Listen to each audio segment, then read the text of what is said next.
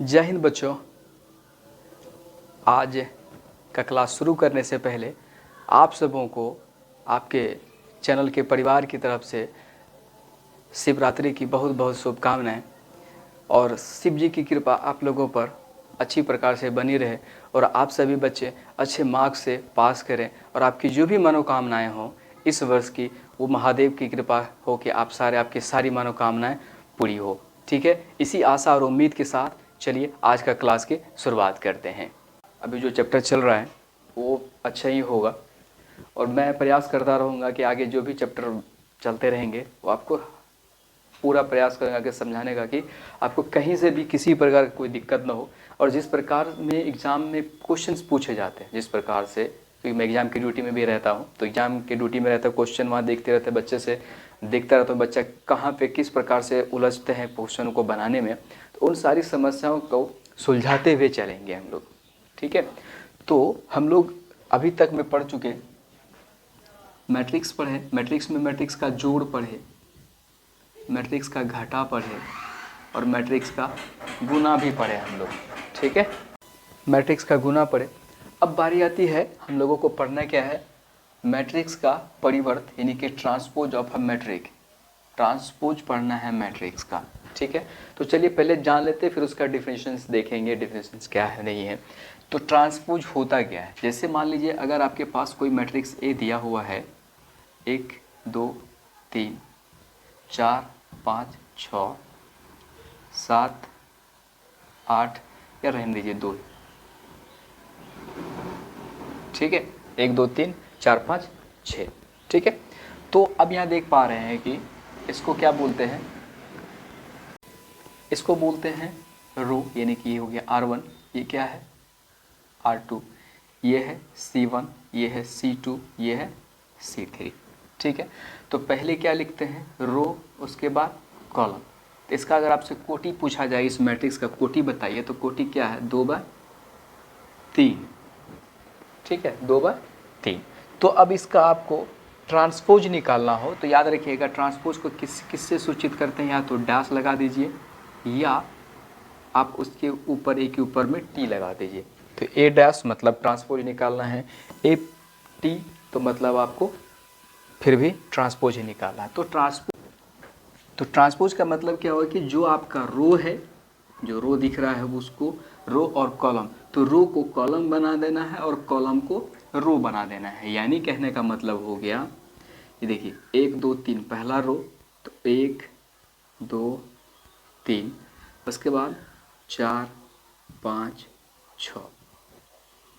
ठीक है, तो ये आपका ए डैश, तब इसका कोटि क्या हो जाएगा, कोटि हो गया R1 R2 R3, यानी कि 3 गुना कॉलम C1 C2 हो गया 2। अब यहाँ देखिए यहाँ क्या था, पहले 2/3 मैट्रिक्स था और अब की बारी क्या हो गया 3/2 मैट्रिक्स। तो ट्रांसपोज का मतलब ही यही हुआ कि जो भी आपको मैट्रिक्स दिया हुआ हो उस मैट्रिक्स का रो को कॉलम में कन्वर्ट कर दीजिए और कॉलम को रो में बदल दीजिए, इंटरचेंजिंग कर दीजिए। ठीक है, तो ये आपका ट्रांसपोज हो जाएगा। ठीक है, ये क्या हो जाएगा आपका ट्रांसपोज हो जाएगा। ठीक है, तो चलिए अब इसका, तो ये जो हम उदाहरण देखें इस प्रकार से इसका परिभाषा क्या हो जाएगा,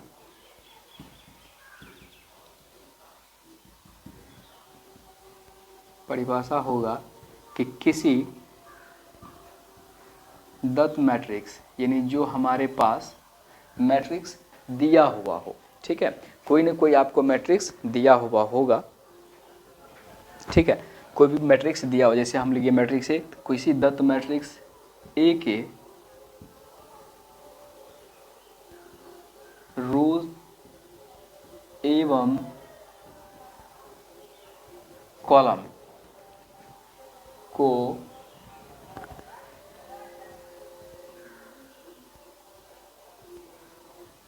परस्पर विनिमय इंटरचेंजिंग, विनिमय इंटरचेंजिंग करने से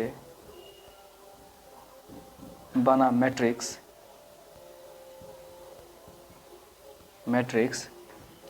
क्या कहलाएगा? ट्रांसपोज ऑफ अ मैट्रिक्स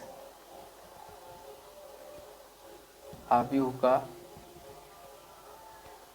परिवर्त कहलाता है। ठीक है, तो जो हमने यहाँ क्या देखा कि मैट्रिक्स हमारे पास कोई ना कोई मैट्रिक्स दिया हुआ होगा, जैसे 1 2 3 4 5 6 R1 R2 है कि 2 रो दिख रहे हैं, 3 कॉलम दिख रहा है। तो ट्रांसपोज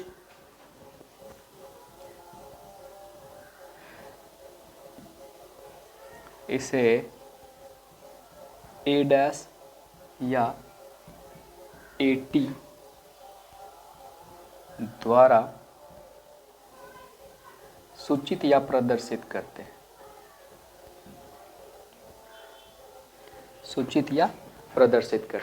ठीक है, तो वही लिखे कि A डैश या AT बराबर, तो क्या बोले कि रो को कॉलम बना, 2 रो है तो 2 कॉलम हो गया, 3 कॉलम है तो 3 रो हो गया। तो 1 4 2 5 3 6। ठीक है, इतनी बात समझ में आ गई होंगी। जब इतनी बात समझ में आ गई, आप इसको लिख लीजिए, इसके फिर आगे बढ़ते हैं। चलिए बच्चों, अब आगे प्रॉपर्टीज देखेंगे। तो प्रॉपर्टीज देखने से पहले एक बात मैं बोलना चाहूँगा, हो सकता है शायद आप लोगों को थोड़ा सा आवाज़ बाहर से आता होगा। एक्चुअली आज शिवरात्रि है, शिवरात्रि मेरा रूम जहाँ भी है वहाँ बगल में मंदिर है, तो मंदिर पे बाजा बज रहा है, वो थोड़ा बहुत आवाज़ आ रहा होगा, तो थोड़ा सा आप लोग एडजस्ट करने का प्रयास कीजिएगा। ठीक है, क्योंकि मंदिर है तो बाजा बजेगा ही, तो हम उसको बंद नहीं करवा सकते, इसलिए थोड़ा सा जब तक ये शिवरात्रि 1 2 दिन है थोड़ा सा मैनेज करने का प्रयास कीजिएगा, तो थोड़ा सा आराम से। ठीक है, तो आराम से थोड़ा सा वॉल्यूम बढ़ा के सुन लीजिएगा और आराम से आपका काम चल जाएगा। ठीक है, तो हम लोग अभी ट्रांसपोज पढ़े, ट्रांसपोज समझे हैं। अब बारी आती है कि ट्रांसपोज के कुछ प्रॉपर्टीज़ भी होते हैं, ट्रांसपोज के कुछ गुण भी होते हैं। ठीक है, अब देखना ये कि ट्रांसपोज के क्या क्या गुण हैं। तो जैसे सबसे पहला हमने लिखा गया है कि जब किसी भी मैट्रिक्स का ट्रांसपोज निकाले, ठीक है, किसी मैट्रिक्स का ट्रांसपोज हम निकाल चुके हैं, अगर उसका फिर से ट्रांसपोज किया जाए तो हमारा रिजल्ट क्या होगा? जो हमारा क्वेश्चन में मैट्रिक्स दिया हुआ था वही हमारा आंसर होगा। ठीक है, यानी कहने का मतलब हुआ कि यदि किसी मैट्रिक्स में, जैसे हम लोग को कोई मैट्रिक्स ये दिया गया है ए, ठीक है, कोई मैट्रिक्स ए दिया गया है, इसका अगर हम लोग ट्रांसपोज निकालें ए डैश बराबर, तो ये हमारा है 2/3 matrix C1 C2 C3 R1 R2। ठीक है, तो 2/3 मैट्रिक्स, तो ट्रांसपोज जैसे ही निकालेंगे तो ये 3 और 2 इंटरचेंज होगा। ठीक है, तो रो हो जाएगा कॉलम और कॉलम हो जाएगा रो, तो हो गया 3 4 √3 2 और 2 0। ठीक है, ये हो गया 3/2 मैट्रिक्स। देख लीजिए R1 R2 R3 C1 C2। ठीक है, तो हो गया। अब क्या कह रहा है कि अगर किसी भी मैट्रिक्स का हम ट्रांसपोज निकालें, उसका फिर से ट्रांसपोज निकालें, यानी ए डैश का फिर से हम लोग डैश निकालें, तो हमारा रिजल्ट क्या होगा? जो हमारे पास मैट्रिक्स है वही उसका आंसर आएगा। तो चलिए देखते हैं चेक करके। अब ए डैश निकाल चुके, फिर ए डैश का डैश निकालना है, तो फिर रो कॉलम कॉलम रो। ठीक है, तो ये कॉलम है तो ये रो हो जाएगा, तो हो जाएगा 3 √3 2 4 2 0। तो ये फिर कितना हो गया? 2/3 मैट्रिक्स। अब ये देख लीजिए ए का और इससे तुलना कीजिए तो बराबर में क्या आया? ए, यानी कहने का मतलब हो गया कि ए डैश का डैश, यानी कोई भी मैट्रिक्स दिया हुआ है, अगर हम उसका ट्रांसपोज निकालें, तो अब उसका ट्रांसपोज का भी अगर ट्रांसपोज निकालें हम, तो हमारा रिजल्ट क्या होगा? जो हमारा मूल मैट्रिक्स दिया हुआ था क्वेश्चन में वही हमारा आंसर होगा। तो पहला प्रॉपर्टी क्या है कि ए डैश का डैश निकालेंगे तो ए होगा। तो ये आपको याद रखना है, आगे काम पड़ता है, ऑब्जेक्टिव में काम पड़ जाएगा सीधा सीधा। एग्जाम में जब भी आपसे पूछा जाएगा तो सीधा सीधा काम पड़ जाता है वहाँ पे कि अगर किसी मैट्रिक्स का ट्रांसपोज निकाले हैं, उसका फिर से ट्रांसपोज निकालना पड़ जाए तो हमारा आंसर क्या होगा, जो हमारा क्वेश्चन में मूल मैट्रिक्स दिया होगा वही हमारा आंसर होगा। ठीक है, यहाँ तक बात समझ में आ गई। अब प्रॉपर्टी नंबर दूसरा क्या कहता है कि अगर कोई मैट्रिक्स दिया हुआ हो, अगर उसमें किसी कांस्टेंट से गुना कर दें, ठीक है, किसी कांस्टेंट से गुना कर दें, तो उसका अगर हम लोग ट्रांसपोज निकालेंगे तो रिजल्ट क्या होगा कि कांस्टेंट अलग गुना होगा और ए का ट्रांसपोज गुना होगा। ठीक है, अब ये बातें शायद हो सकता है दिमाग में ना आया हो, तो चलिए इसको एग्जाम्पल के माध्यम से समझने का प्रयास करते हैं। ठीक है, अब जैसे मान लीजिए बी ही दिया हुआ है, ठीक है, ये हम फिर से लिख देते हैं, बी दिया गया है 2 -1 2 1 2 4, ठीक है, ये दिया हुआ है।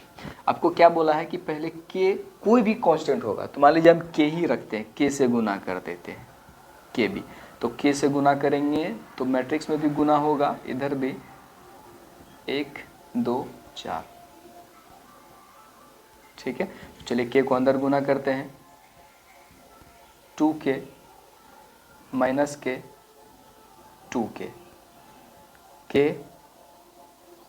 2k 4k, ठीक है। चलिए क्या बोला कि अब इसका ट्रांसपोज निकाल लें, तो के बी का ट्रांसपोज, तो ये कितना बाय कितना मैट्रिक्स है, 2/3 मैट्रिक्स है, तो ट्रांसपोज क्या होगा 3/2 matrix, 2k k -k 2k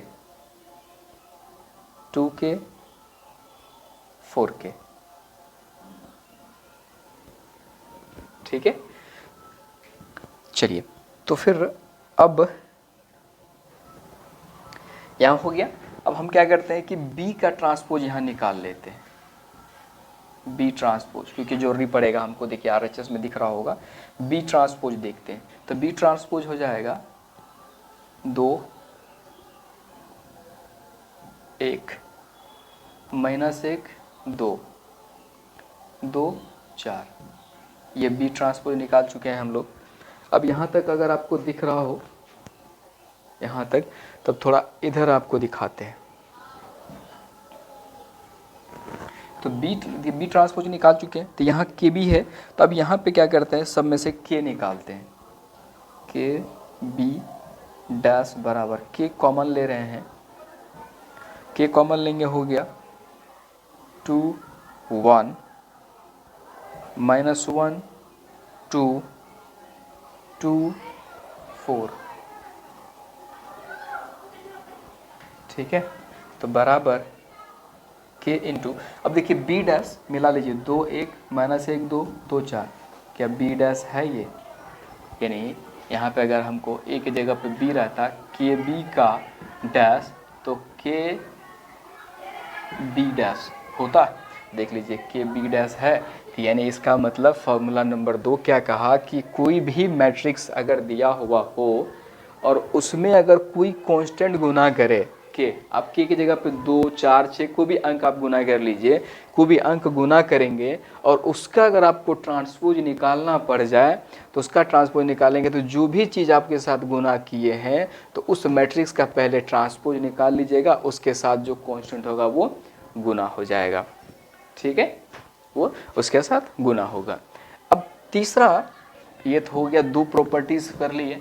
तीसरा प्रॉपर्टीज़ कहता है कि अगर कोई भी 2 मैट्रिक्स हो A + B, उसका अगर हम लोग डैश निकालें, ठीक है, तो उसका डैश निकालेंगे तो उस मैट्रिक्स के अलग अलग डैश के ट्रांसपोज के जोड़ के बराबर होगा, ठीक है, उसके अलग अलग जो होंगे उसके बराबर होगा, ठीक है। तो चलिए उसको एग्जाम्पल समझते हैं। तो पहले इसको अगर आप लोग लिख लिए होंगे, मेरे ख्याल से लिख लिए होंगे, तो चलिए इसको मिटा लेते हैं, इसको जो है मिटा देते हैं।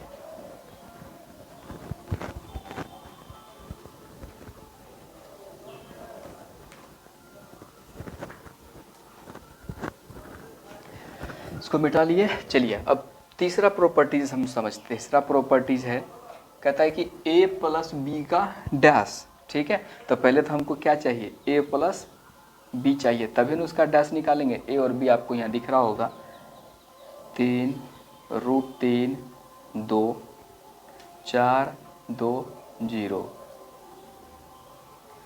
जोड़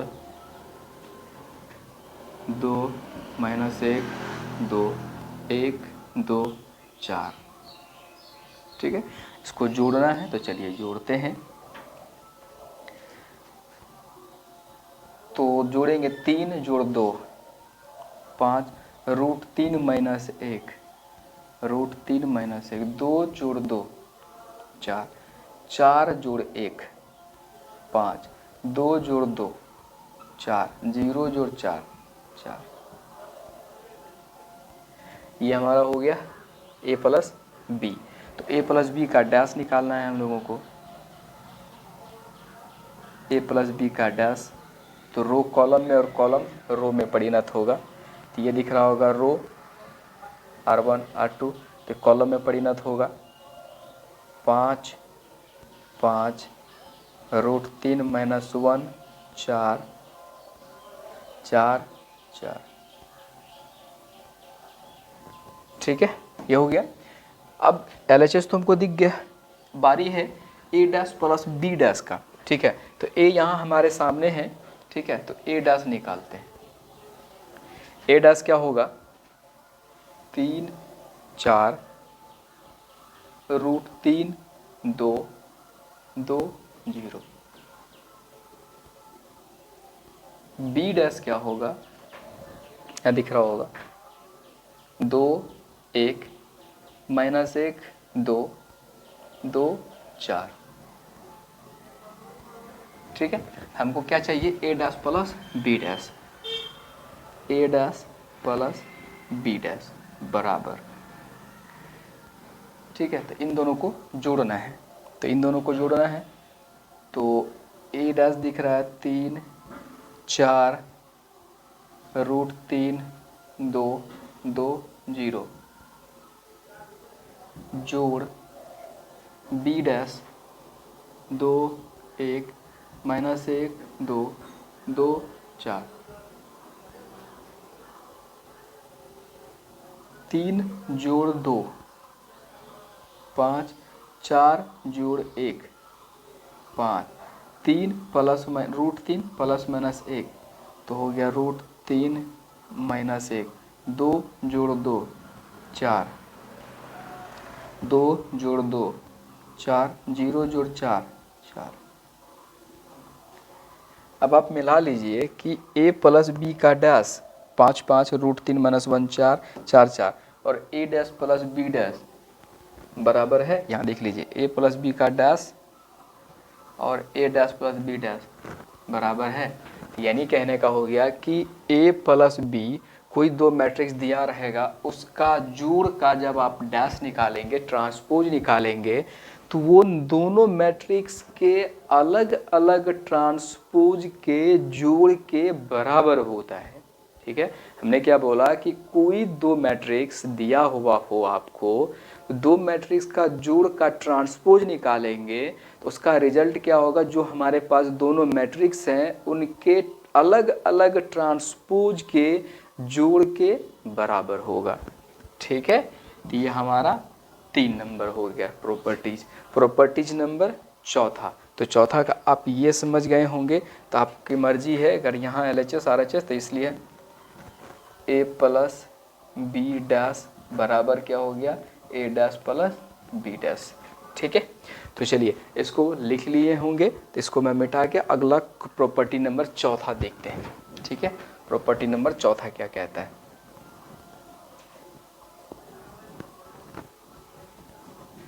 प्रॉपर्टी नंबर चौथा है कि कोई भी दो मैट्रिक्स दिया हुआ हो और उन दोनों मैट्रिक्स का गुणनफल गुना किया जाए, तो उन दोनों मैट्रिक्स के गुणनफल का डैश उन दोनों मैट्रिक्स के अलग अलग ट्रांसपोज करने के बाद अगर ए बी किए हैं तो उसका बी डैश इंटू ए डैश करेंगे तो दोनों का मान बराबर होगा। ठीक है, चलिए ये बातें शायद अंदर ना गई हो दिमाग का, तो उसको पहले एग्जाम्पल के माध्यम से उसको देख लेते हैं, ठीक है। उसको एग्जाम्पल के माध्यम से, उदाहरण से समझेंगे तो शायद वो आपका उदाहरण मतलब प्रॉपर्टी नंबर 4 ज़्यादा बेहतर से समझ आए, ठीक है।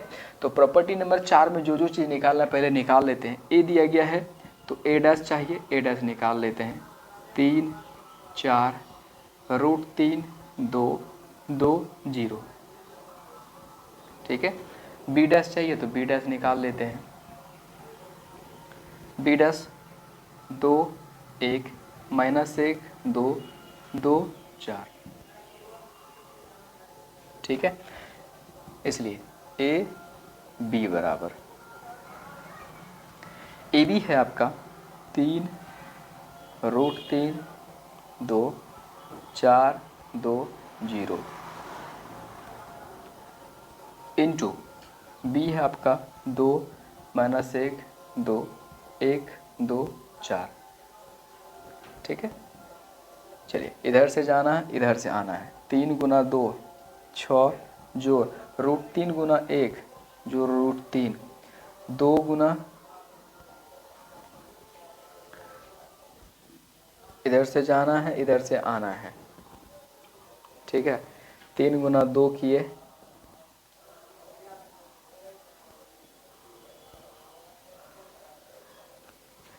3 दूना 6 जोड़ √3 गुना